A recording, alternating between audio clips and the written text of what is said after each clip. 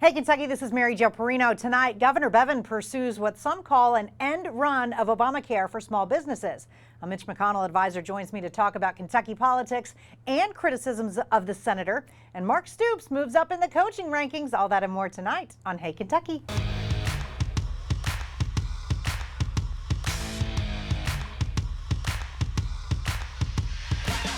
Welcome to Hey Kentucky, presented by Wendy's. I'm Mary Jo Perino in for Matt Jones. Mitch McConnell advisor and CNN contributor Scott Jennings is my co-host tonight. We forgot to mention Emmy-nominated Hey Kentucky co-host. I'm telling you, Emmy-nominated sidekick. That's going on my Twitter bio forever. Unless we win, and then it'll be Emmy award-winning sidekick. Absolutely. It doesn't get any better than that. All right. Let's begin with Kentucky's battle over Obamacare, shall we? Governor Bevin recently joined 15 other states in supporting a Trump administration rule that would allow small businesses to sign up for health insurance plans that don't comply with protections required by the Affordable Care Act, including prescriptions, emergency services, and mental health treatment.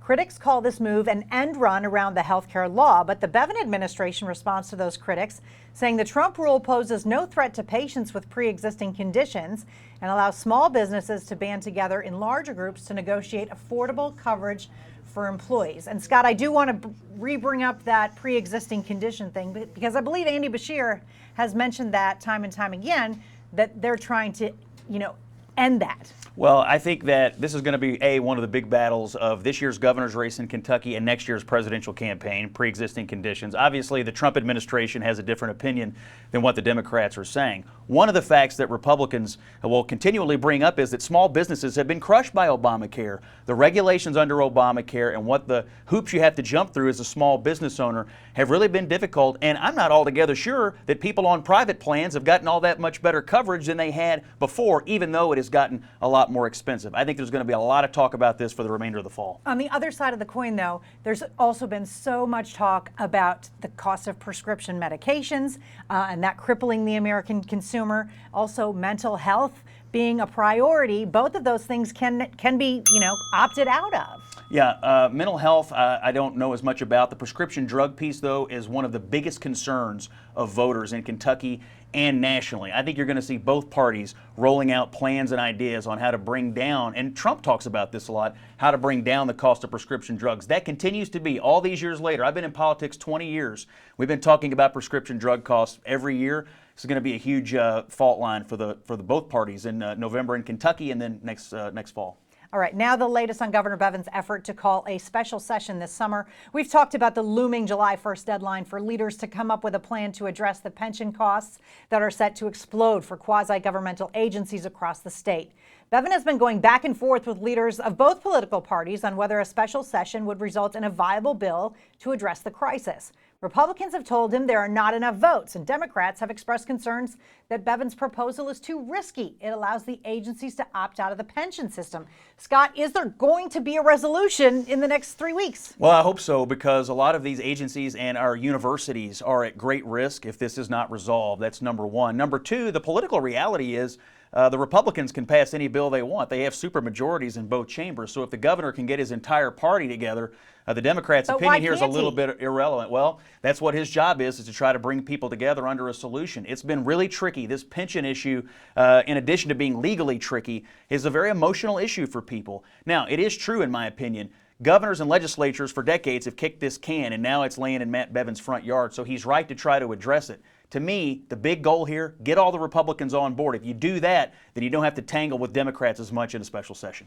I just feel like they have not been on board, and they thought they were on the same page, and then Bevin vetoed their bill. Yeah, this has been a huge battle between Matt Bevin and not one party or the other, but Matt Bevin and the state legislature. But the political fact remains. If the governor can unify his party around an idea, he doesn't have so many troubles. We saw this manifest itself to some degree in the primary results where the governor got just over 50% of the vote. So not just as a legislative matter, but as a political matter, the governor's got to unify his party.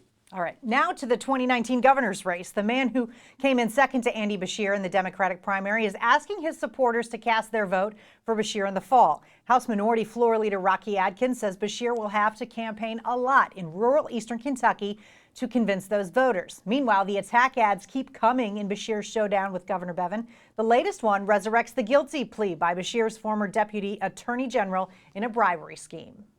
Attorney General Andy Beshear's office covered in scandal. Beshear's top aide took bribes for state business, then used the dirty money to give Beshear thousands in illegal campaign cash. Bribery and betrayal, kickbacks and corruption. Politician Andy Beshear can't be trusted.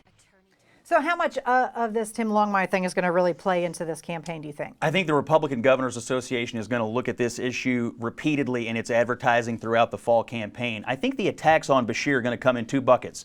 This record on corruption and this record in office. And then there's going to be the cultural attacks, abortion and other sort of cultural issues that tend to separate the two parties in Kentucky. Rocky Adkins' engagement in this is interesting. He ran as a pro-life Democrat, but Andy Beshear is running very much as a pro-abortion Democrat. And so seeing them together, I wonder how that's going to impact Rocky's reputation as being someone who's been on the moderate end of that issue.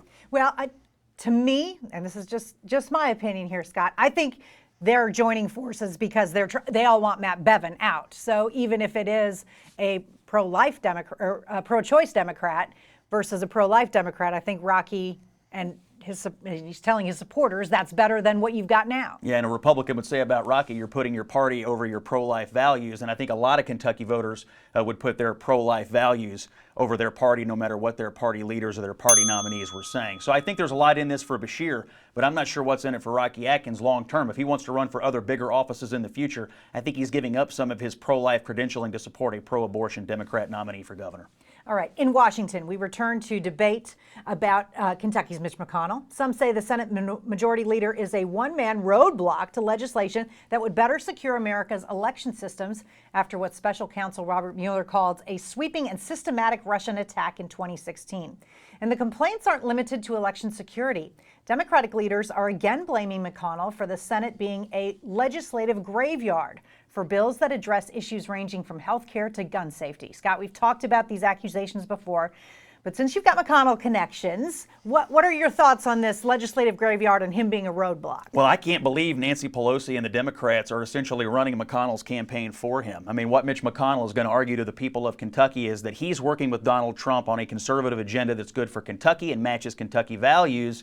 And here Nancy Pelosi is complaining that he won't pass the socialist bills coming out of the Democratic House. Please have more press conferences. It's not a roadblock. He says it himself. I'm the Grim Reaper of all of this socialist agenda coming out of the Democratic House. So if the Democrats want to make him the issue, that only inures to his benefit, I think, in his 2020 reelection campaign. But isn't there some bipartisan support for this election security? There's bipartisan support for election security. I don't think there is bipartisan support for radical changes in our electoral system, which is what the Democrats are actually proposing. They want to do some pretty radical things that a lot of folks are very nervous about. So sure, I think we need election security, but they're going well beyond that. And I think there could be bipartisan conversations, but to pass their bill sight unseen in the U.S. Senate is not going to happen. So to me, it's a pretty radical thing to have Russia interfere with your elections. Doesn't that mean maybe some significant, measures need to be put in place? I think measures could be put in place to deal with foreign interference and the Russian interference. But again, the Democrats are going well beyond that to do electoral changes that would benefit their party and their party only. And I think that's not the right way to use this crisis. It is a crisis to interfere in American democracy, but don't try to get political advantage out of it with partisan legislation, which is what I think the House has done. All right, now let's talk a little Kentucky football. Coach Mark Stoops continues to jump in the rankings of college football coaches. Stoops is ranked 20 spots higher this year by Sporting News at number 33 than he was last year at 53. And he's up from number 65 in 2017, although he still only ranks 7th best in the SEC. We've talked about how he's been enjoying a remarkable recruiting success in the wake of last year's historic 10-win season. Scott, is that right about where you'd kind of put him? Although Will Muschamp from South Carolina is at 36, and I think he should be at like 150. Yeah, I guess these rankings are based on how you just did. So I guess if you get 10 wins in a season, you go up, and if you get 1 win in a season, you go down. Isn't that how everyone's measured? Yeah, so I hope Mark Stoops does great next year, and I hope he goes up in the rankings next year, and I hope Kentucky's as good as they were, because it's good for the state when our universities are good at these. It puts us on the map in a way that everybody in the state can be proud of. I tell you what, when I go other places, Kentucky, they want to talk about football now. Yeah, it's fun. Yeah, it's a lot of fun. We've had our universities here, Kentucky, Louisville, Murray in the NCAA tournament. We've had great players. All of our universities are producing great athletic talent, good coaching talent, and it makes everybody in the state proud to talk about it when they're out Louisville's traveling. in the College World Series now? Absolutely. It's a good time to be a college athletics fan in Kentucky, and that's across the board. So good for Mark Stoops and good for the state. All right, now to our weekly feature on Hey Kentucky, What's the Beef? Brought to you by the Kentucky Beef Council. We revisit the battle over a victim's rights law in the state. Today, the Kentucky Supreme Court shot down Marcy's law, which was approved by voters last fall. A unanimous ruling from the High Court upholds a circuit court judge's order that the question the legislature put to voters was misleading. In another ruling, the court unanimously found that Governor Bevin didn't do anything wrong when he overhauled several state boards that dealt with public education in 2017. Up next on Hey Kentucky, Father's Day weekend is coming up just around the corner. The folks with the new Circle Circular get us ready for the special Dad's Day. Stay with us.